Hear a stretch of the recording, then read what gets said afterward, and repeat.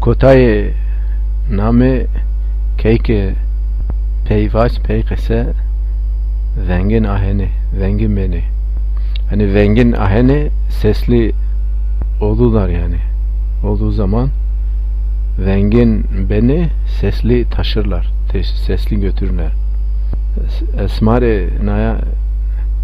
numune vaceri numune vedi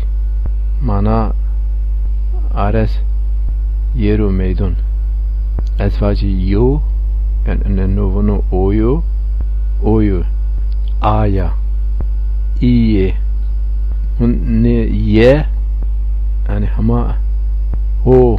ha he heui veryene iyi ares oşmazının zaferi movenu urayişe tavvaç ahene yani asli tavvaç ahe yo ya ye şma urayişe ver nemuyayı ver namiya şma viniti ma vacime ma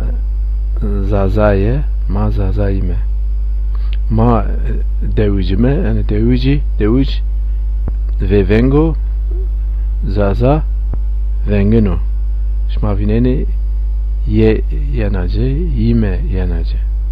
yani burayışı ye yime şma vineni ver namu verin peyniya name bi ferman yani vermana mojeno deseno zazakay yani çar yani çatvare rayera ve seri zaferi este veriyene zaferi ahene yani çar ugedi çar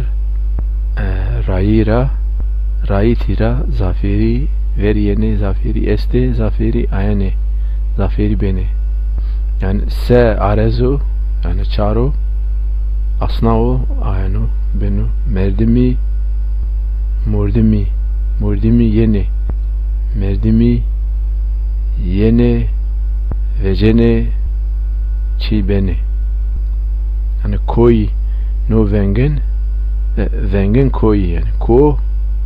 koy yani ko dağ koy dağlar ya koy yani ph ya py vengena yani vajo vengo i veriyeno py yani uğrayış merdime yeni merdime yeni no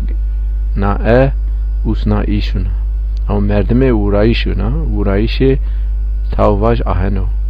yani uğrayışı koy yani dağlardır yani raşta çep yani novunu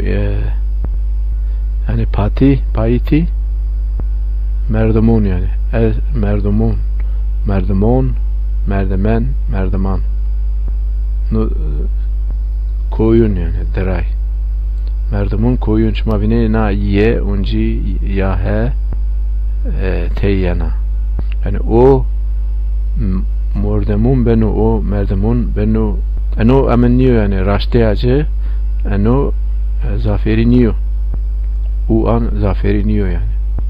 yani haye venginiya şma vineni ye yenoce ha yenoce arevenciye yani merdim gere haye yani taşı vengin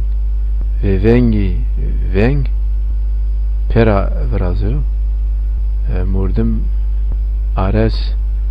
zaferi ve seri tey vineno